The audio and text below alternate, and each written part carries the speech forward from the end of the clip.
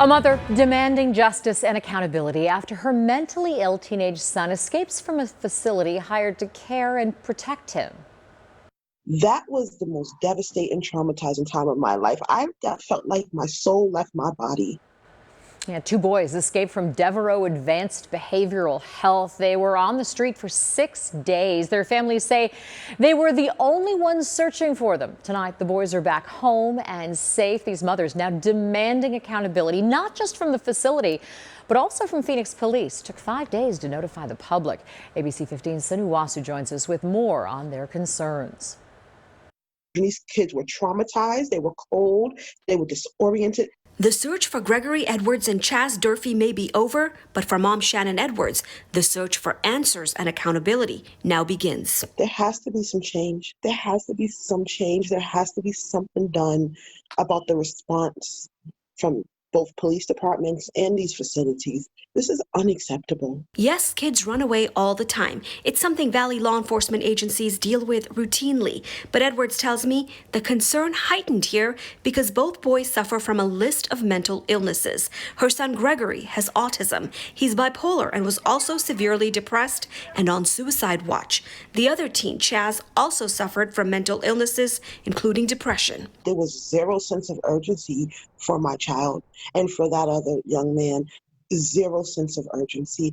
I even tried to spin the wheel on the police and say, hey, for the safety of the public, even if you don't care about my sunshine, for the safety of the public, find these children. They're not okay. They're ill.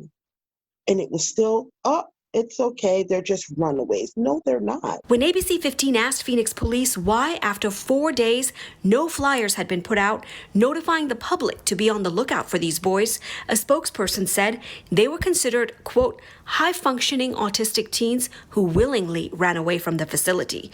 Attorney Benjamin Taylor, who now represents the Edwards family, takes issue with that response. And it's sad that they talk about mental health, but when it comes to actually doing something about mental health and doing something about children being protected, they really didn't take action here to try to find Miss Edwards' son. If anything had happened to these children out there, what was going to be their response? Sorry?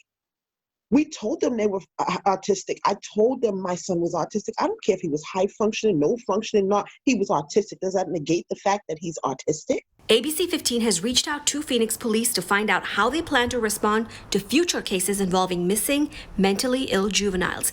In a statement, police say they understand the sensitive nature of cases involving juveniles and work with families in an effort to locate their loved ones. In this case, a missing persons report was taken and entered into a database. Police interviewed multiple people and shared flyers internally, as well as with their public safety partners. I think it was day 5, they put out their bulletin.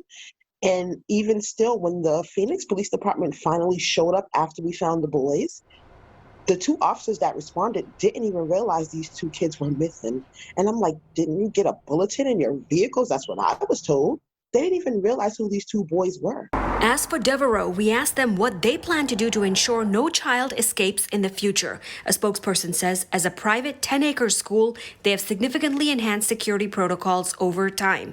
This includes overhead campus fencing, key fob secured entrance and exit doors, and more than 65 security cameras throughout campus. They will continue to find new ways to keep their population safe. Sonu Wasu, ABC 15, Arizona.